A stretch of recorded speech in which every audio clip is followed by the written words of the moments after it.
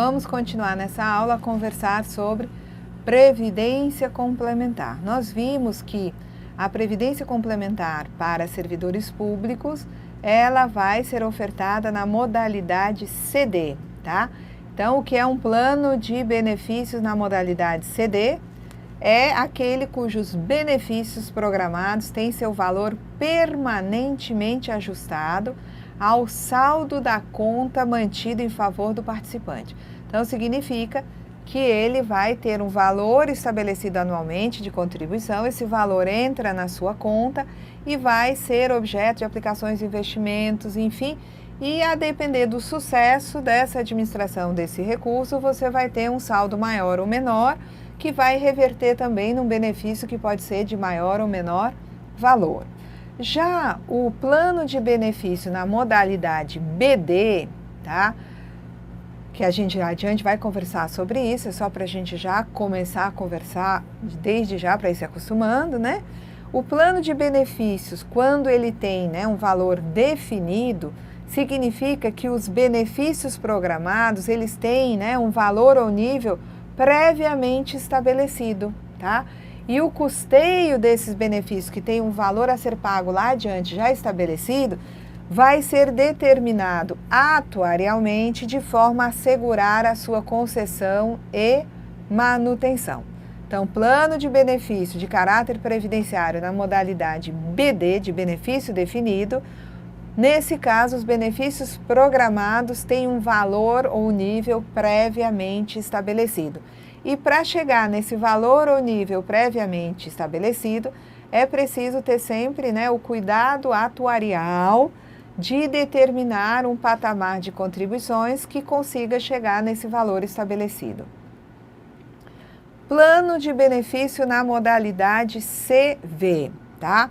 Aqui eu não copiei, mas nós vamos conversar, tá? Eu copiei isso aqui de uma resolução número 16 do Conselho de Gestão de Previdência Complementar. Vocês encontram lá no site do Ministério da Previdência.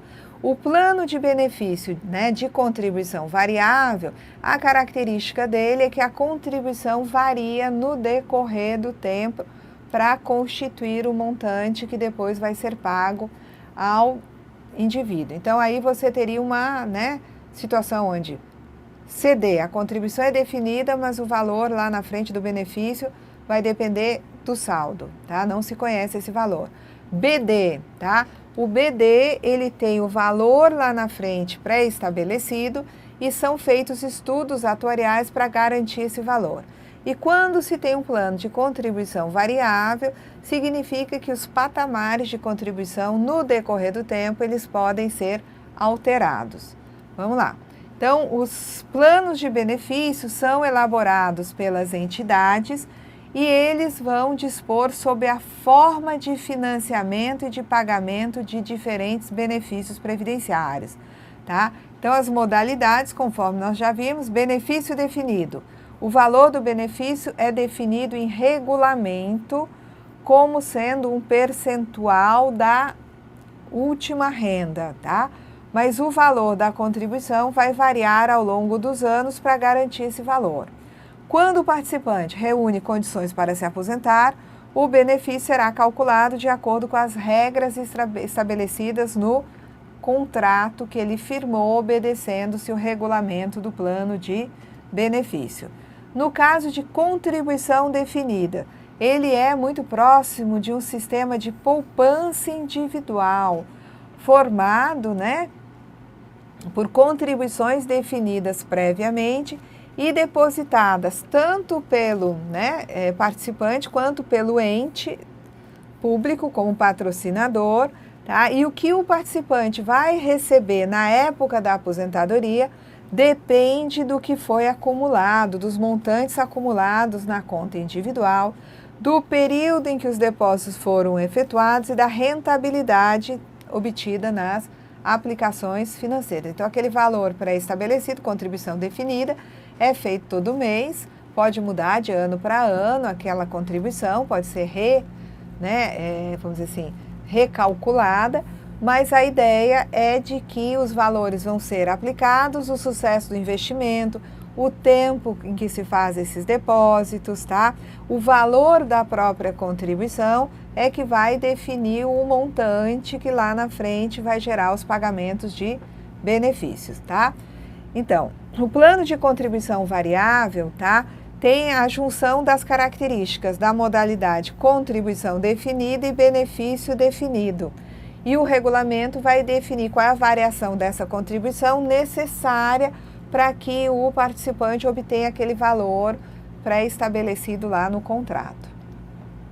Bom, aí saiu, né, a Lei 12.618, tá?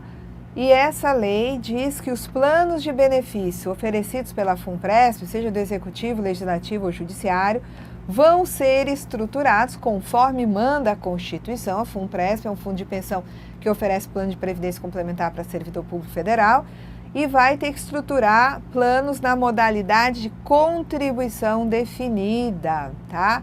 Conforme, né, estabelecido pelo órgão regulador das entidades fechadas de previdência complementar, que é a Previc, tá? Então, esses planos de benefício vão ser financiados de acordo com planos de custeio definidos no artigo 18 da Lei Complementar 109 e observando também, né, aquelas particularidades exigidas na Lei Complementar 108 quando o patrocinador é público, tá? Então, nós temos aqui o seguinte: o artigo 18 da Lei Complementar, né, 109, diz que o plano de custeio tem que ter periodicidade mínima anual, vai estabelecer o nível de contribuição que é necessário para a constituição das reservas garantidoras dos benefícios, fundos, provisões e a cobertura de demais despesas, tá? Então, para custear o plano de benefício da FUNPRESP, tem que se levar em consideração todas essas condições. Plano de custeio tem que ter periodicidade anual, o nível de contribuição tem que ser estabelecido no sentido de garantir constituição de reservas garantidoras, é um regime de capitalização, de financiamento através de capitalização. Então, o nível de contribuição tem que garantir a formação das reservas garantidoras e também de fundos e provisões, e outras despesas, como é o caso das despesas administrativas, não é?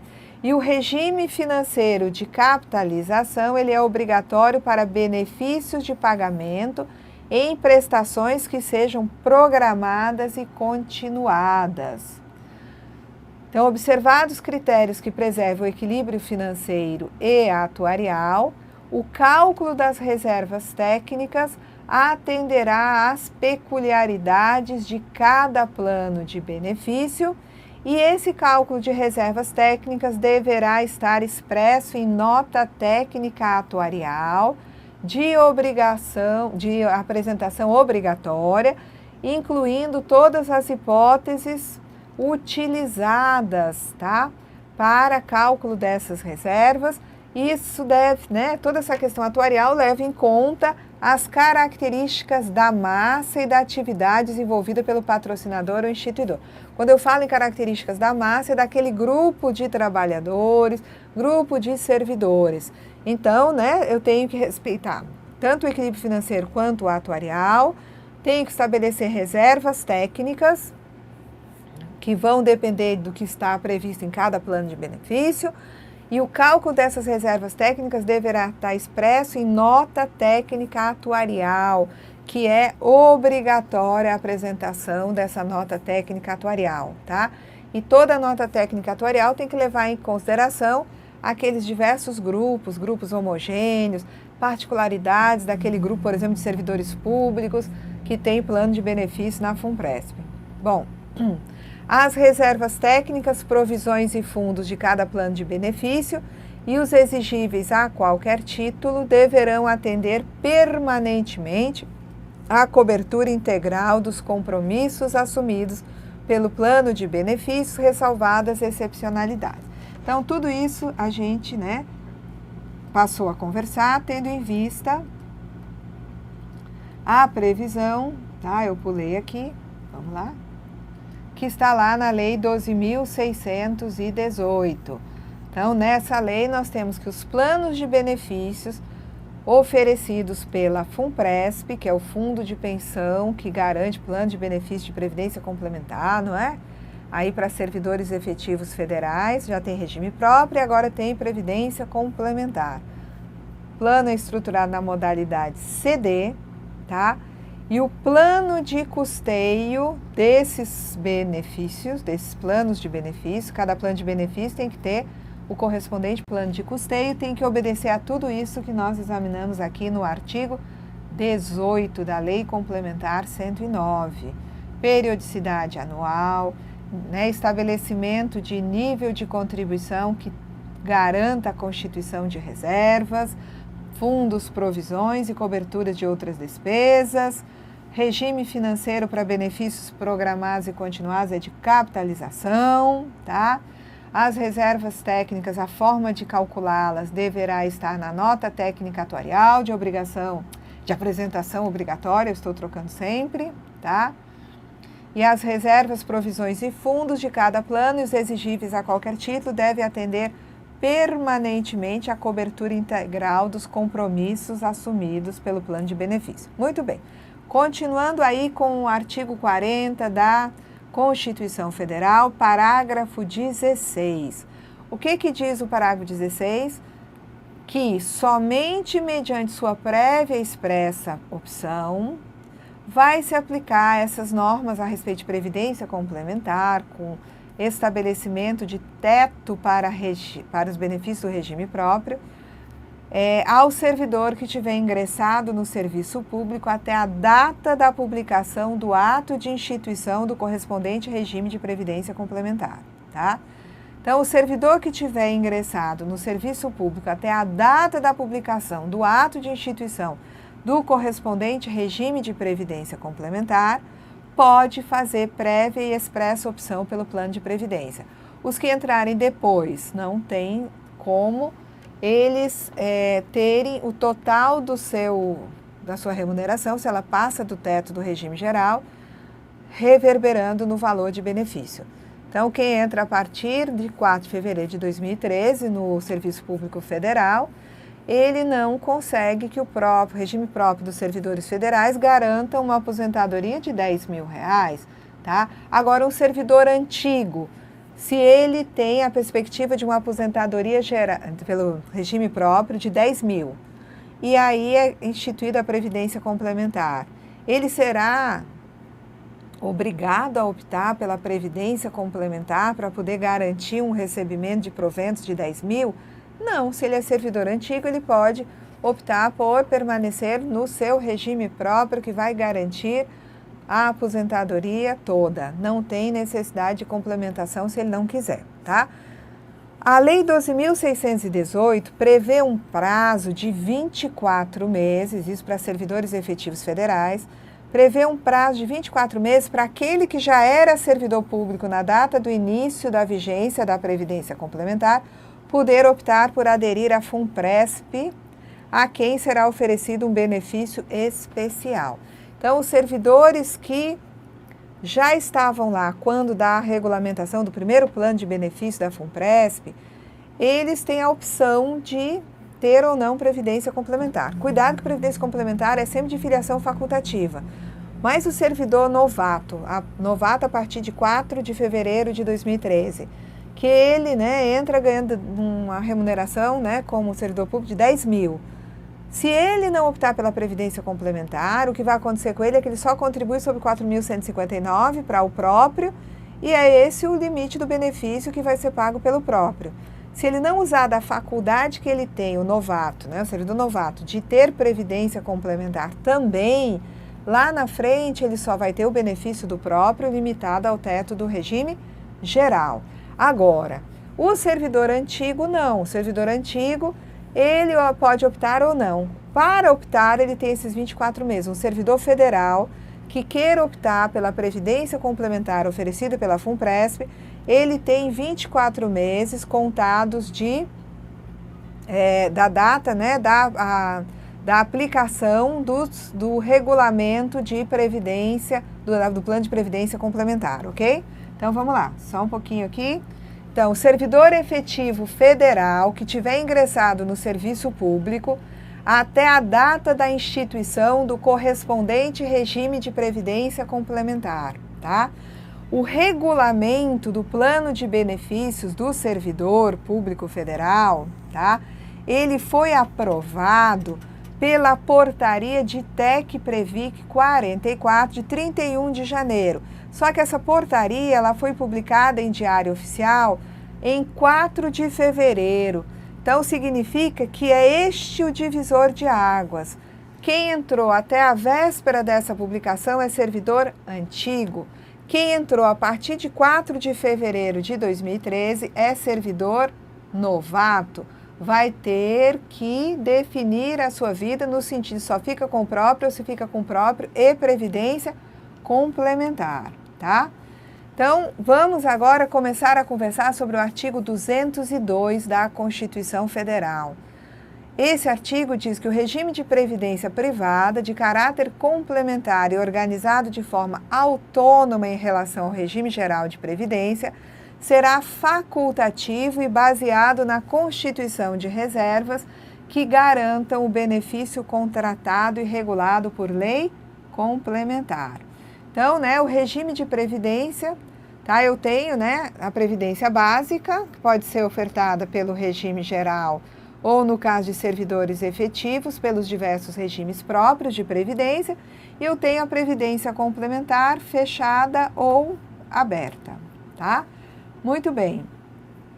No que diz respeito à previdência básica e à complementar, a previdência básica ela é pública, a previdência complementar ela é privada, à exceção só daquela particularidade dos fundos de pensão, criados para servidores públicos efetivos, que eles são, na verdade, de natureza privada, mas tem que obedecer a algumas condições, que a gente vai dizer que eles são, na verdade, eles são de direito privado, mas de natureza pública, porque obedecem a determinadas condições, como a questão da contratação, tá? Por conta das regras da Lei 8666, concurso ou seleção, concurso para admissão de empregados permanentes, seleção para admissão de empregados temporários, a questão da publicidade dos seus atos, e isso dá a essas fundações privadas, que são os fundos de pensão para servidores públicos, a natureza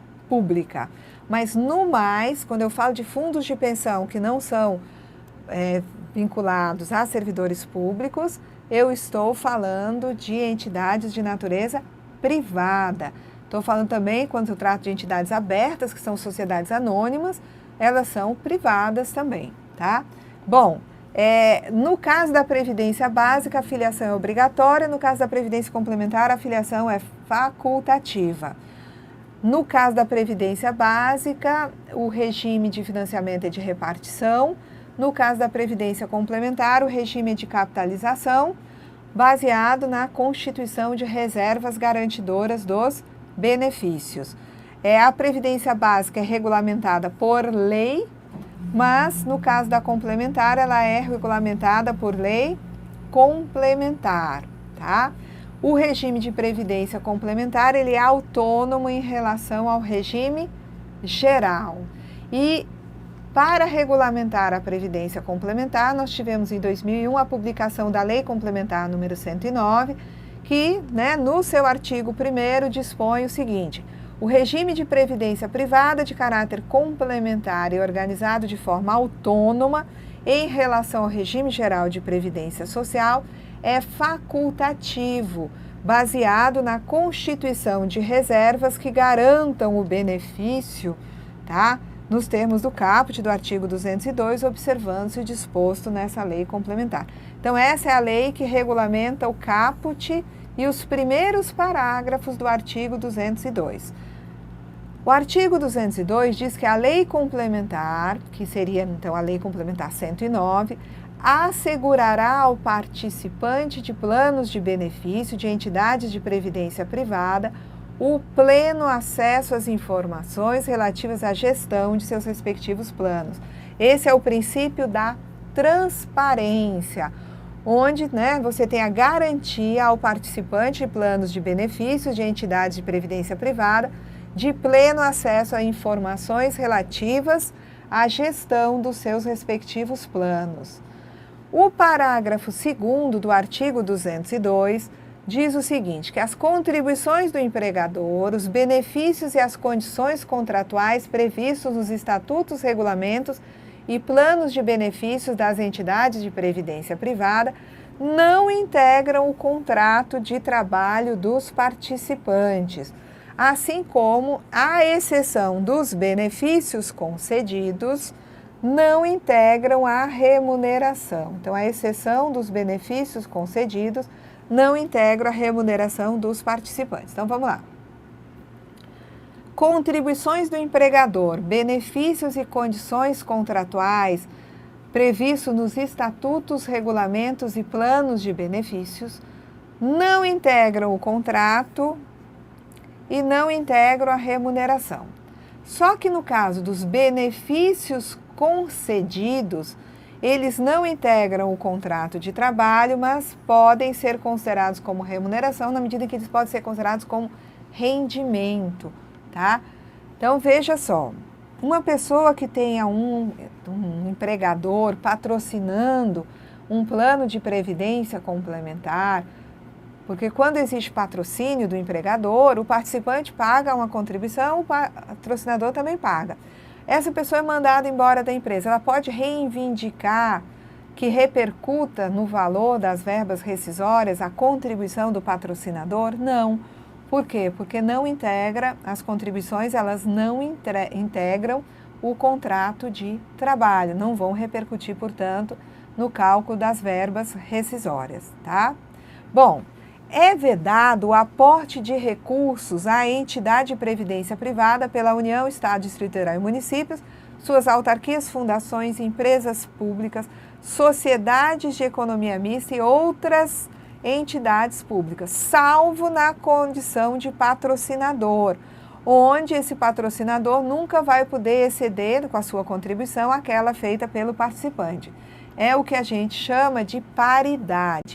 Vamos lá, primeiramente a lógica é União, Estado, Distrito Federal e municípios, autarquias, fundações, empresas públicas, sociedade de economia mista e outras entidades públicas somente podem aportar recursos para a entidade de previdência na qualidade de patrocinador, tá? E o que é um patrocinador? Patrocinador, tá, que pode ser público ou pode ser uma empresa privada, é a empresa ou grupo de empresas de direito privado e os entes de direito público que oferecem a seus empregados ou servidores planos de benefício de natureza previdenciária oferecidos por entidade fechada de previdência complementar sem finalidade lucrativa. Participante é a pessoa física que aderir aos planos de benefícios. Aqui era para eu ter tirado, que eu botei na outra, tá? Não é que está errado, não, é que vai aparecer aqui. Então, o participante é quem vai optar por plano de benefício. E o assistido já é o participante ou seu beneficiário em gozo de benefício de prestação continuada. Então, ali naquele artigo da Constituição, que é o 202, você viu que a contribuição do patrocinador público nunca pode exceder a contribuição do participante, que é aquele servidor que aderiu ao plano de benefício de previdência complementar. Então, é o que eu posso chamar de princípio da paridade. A contribuição normal do patrocinador não pode exceder a do segurado ou participante. O parágrafo 4º diz que vai ter uma lei complementar, e essa lei já foi publicada, é a Lei Complementar 108, que vai disciplinar as particularidades da relação entre o patrocinador público, tá, e as suas respectivas entidades de previdência privada. Então, né, existe aí uma regulamentação já da relação entre o patrocinador público e sua entidade fechada de previdência complementar, que é feita pela Lei Complementar número 108 de 2001. Essa lei diz aí no seu artigo 1º que a relação entre o patrocinador público, tá, e suas respectivas entidades fechadas, a que se referem esses parágrafos do artigo 202 da Constituição, será disciplinado pelo disposto nessa lei complementar. E aí, o que não tiver sido particularizado na Lei Complementar 108, você vai ter que ir em busca da norma na Lei Complementar 109. As regras e os princípios gerais estabelecidos na Lei Complementar que regula o caput do artigo 202, que é a Lei Complementar 109, aplicam-se às entidades reguladas pela Lei Complementar 108. Então, a 108 é bem curtinha, nós vamos examiná-la, ela tem disposições específicas para normatizar a relação entre o patrocinador público e as suas entidades fechadas. Aquilo que não tiver sido particularizado nesses dispositivos da Lei Complementar 108 obedece às regras gerais que estão na Lei Complementar 109. O parágrafo 5º do artigo 202 diz que as particularidades previstas na Lei Complementar 108 aplicar-se-ão no que couber às empresas privadas permissionárias ou concessionárias de prestação de serviços públicos quando patrocinadoras de entidades fechadas de previdência complementar. E o parágrafo 6º da Lei Complementar, parágrafo 6º do artigo 202, diz que a Lei Complementar, que é a Lei Complementar 108, vai estabelecer requisitos para a designação dos membros das diretorias das entidades fechadas de previdência privada e também vai disciplinar a inserção dos participantes nos colegiados e instâncias de decisão em que seus interesses sejam objeto de discussão e deliberação. Então, a Lei Complementar 108 tem lá no seu artigo 9º o seguinte: a estrutura organizacional das entidades de previdência complementar, com patrocinadores públicos, é constituída de Conselho Deliberativo, Conselho Fiscal e Diretoria Executiva. E nos artigos seguintes, vai se determinar qual é a composição da diretoria colegiada, do Conselho Deliberativo, do Conselho Fiscal, tá? E nós vamos ver isso adiante também. Então, aqui encerramos essa aula. Na próxima aula, nós vamos ainda verificar disposições sobre previdência complementar a partir das leis complementares 108 e 109. Até lá!